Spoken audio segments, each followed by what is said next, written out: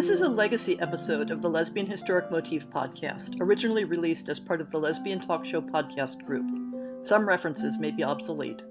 The show looks at lesbian-relevant themes in history and literature, has interviews and discussions about current historical fiction with queer female characters, including fantastic versions of the past, and presents new original historical fiction for your enjoyment.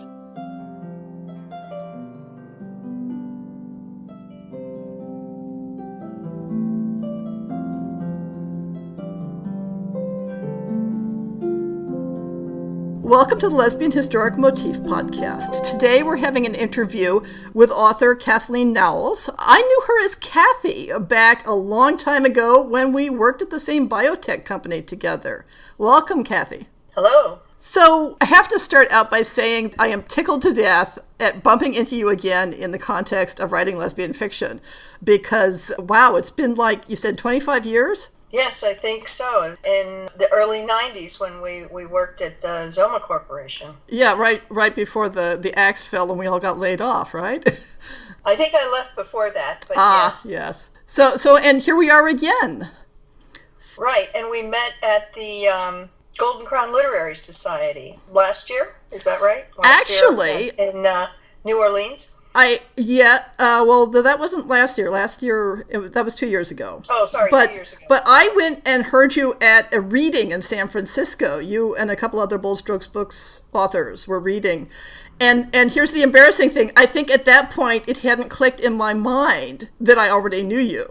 I figured it out later. Right. So how did you get interested in writing historical fiction? Why don't you talk about that a little bit? Well, I've read historical fiction. I realized the other day when I was thinking about it for this interview that when I was a teenager, I read a lot of different things. And some of the things that I read were actually romance fiction that was historically based. And I can't remember too many of the authors' names, but I remember thinking that I liked the part of it that had to do with history and with history detail. And I always loved reading historical stuff when I was a student. And when I came out, I started doing a lot of reading in LGBT history.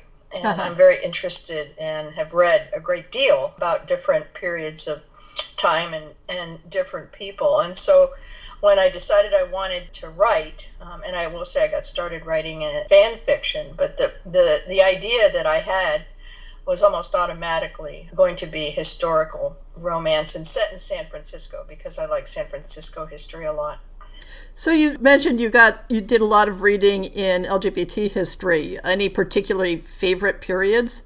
I don't have any particular favorite periods. I have favorite authors. Lillian Fodderman's writings on lesbian history and Martin Duberman's books I really enjoy. I like biographies. I've read a lot of different biographies of people like Vita Sackville-West and Radcliffe Hall and other people, a lot of different people. So those are the kinds of things I like to read.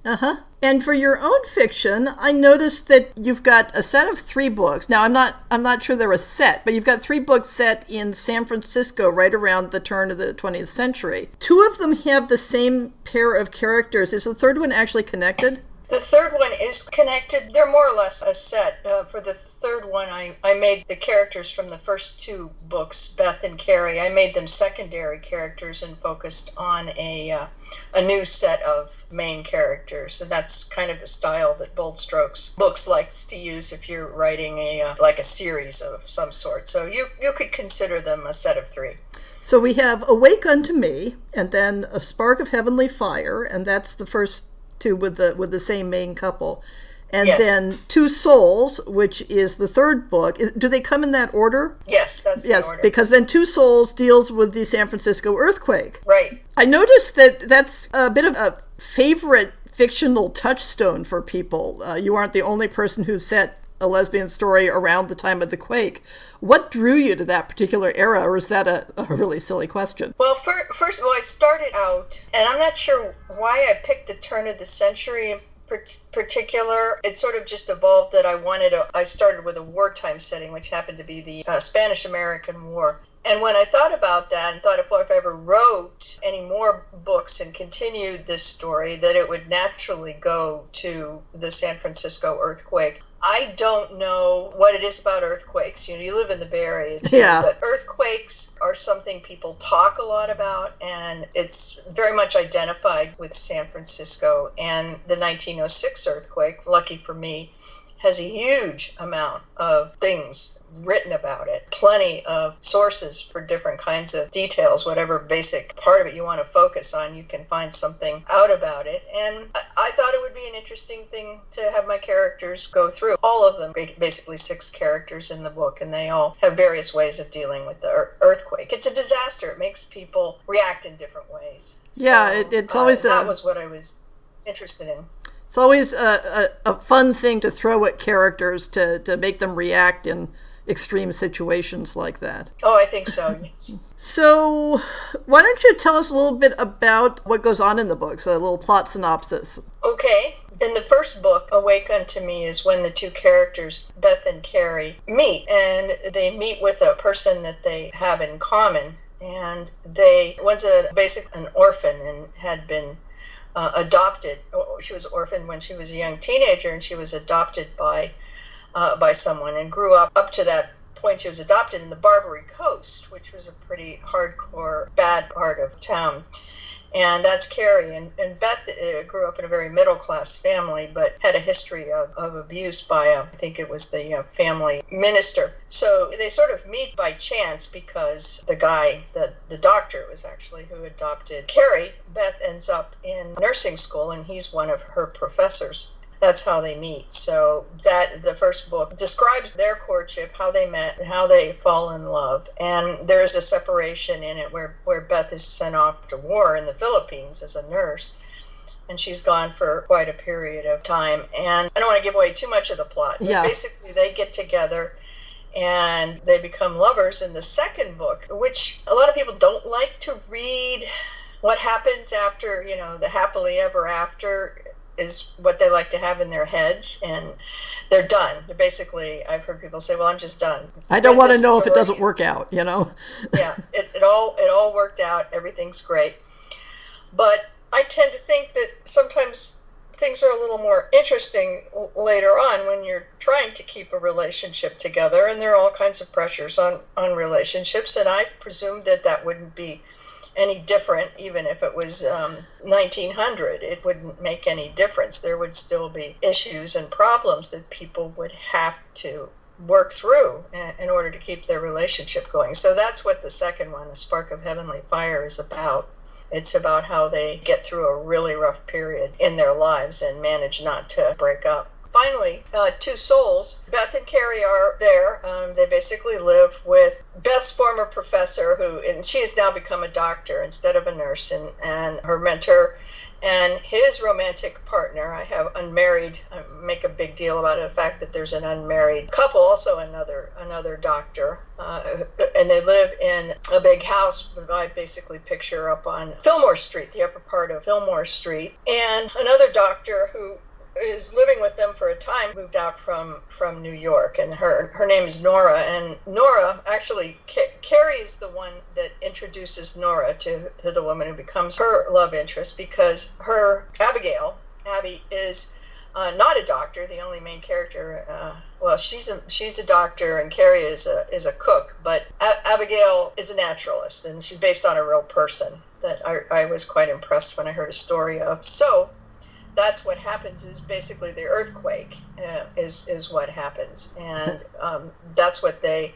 all have to deal with in various ways. Of course, all the people who are doctors are working on issues. Basically, they are helping refugees in Golden Gate Park. They're taking care of medical issues for refugees. And Abigail, who's a member of the California Academy of Sciences, has other issues to deal with. And Carrie was a cook at the Palace Hotel, which burns down. So she's she's injured during the course of the earthquake. And so she's dealing with an injury and basically having lost her job.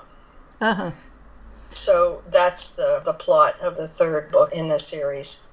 So most of the focus is on Abigail and Nora because it's their love story, and it's about them falling in love and becoming partners. So that's it. And as you say, that living there in San Francisco as you do, there are enormous historical resources for the era and for exactly what went on and what people's lives were like. I'm wondering about resources for developing the relationships of these women. What were some of your challenges or your favorite parts about setting up their relationships in a historic context? I think for anybody who writes historical fiction, romance fiction, or other kinds of fiction, is understanding that people have the same emotions. I believe they have experienced the same sort of emotions that we do in the present day, but they're not always going to be expressed. And particularly, sexuality was really repressed around the turn of the century. It just simply wasn't something that people talk about. But I just remember that one of the reasons why I did pick the turn of the century to start with, Heather, is because at that point there actually did exist, at least in technical literature and in the minds and views of psychiatrists and other doctors, there was a concept of gay identity. They had named it. They'd given it names. They knew what lesbians were and they knew what gay men were. So those concepts existed.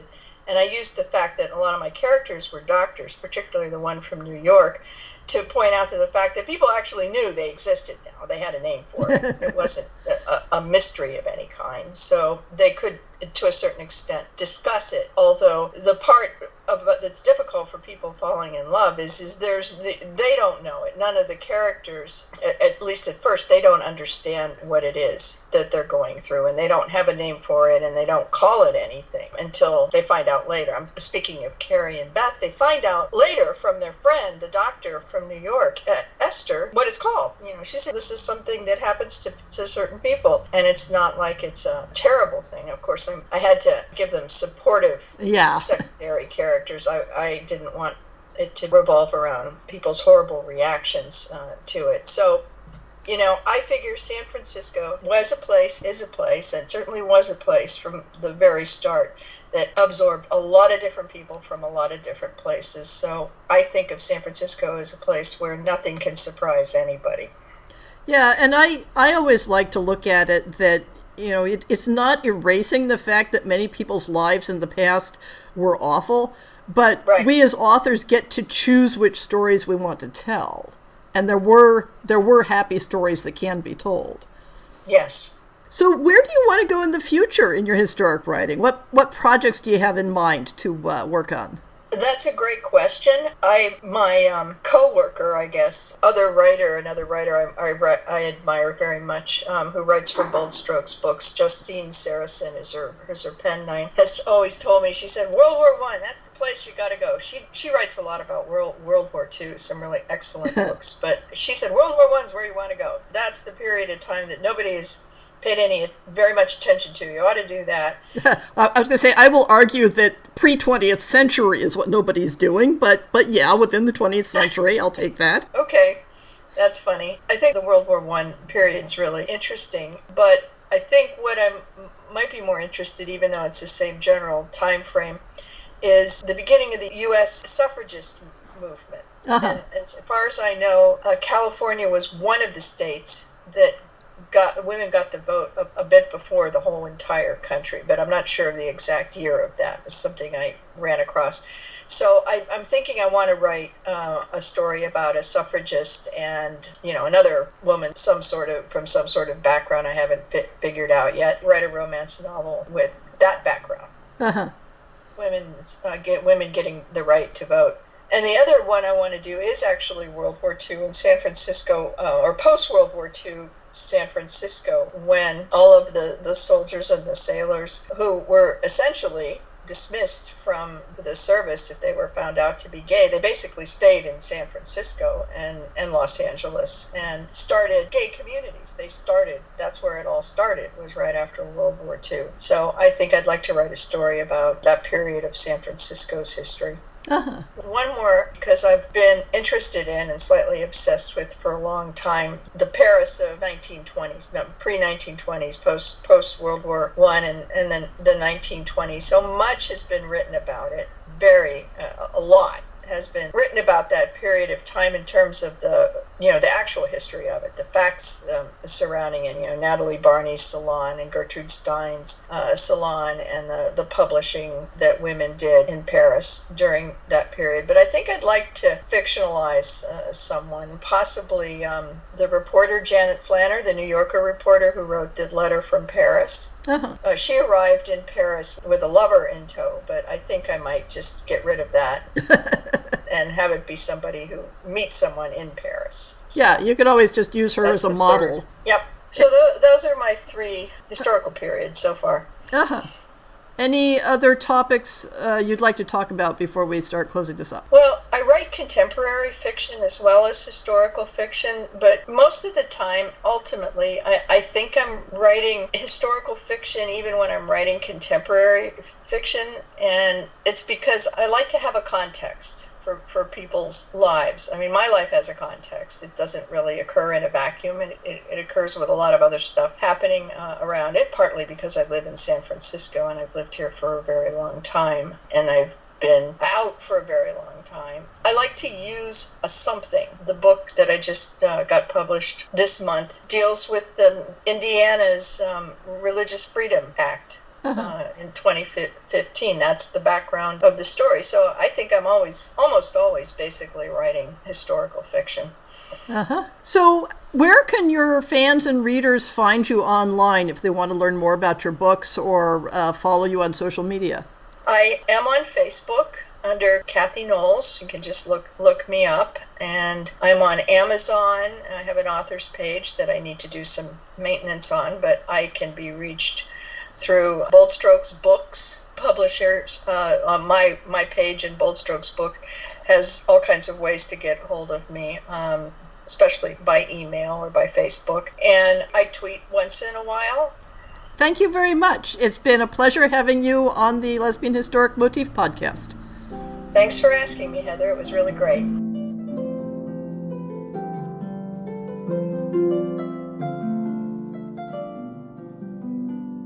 I hope you've enjoyed this episode of the Lesbian Historic Motif podcast. See the show notes for links to people and topics. Most shows will have a transcript linked as well.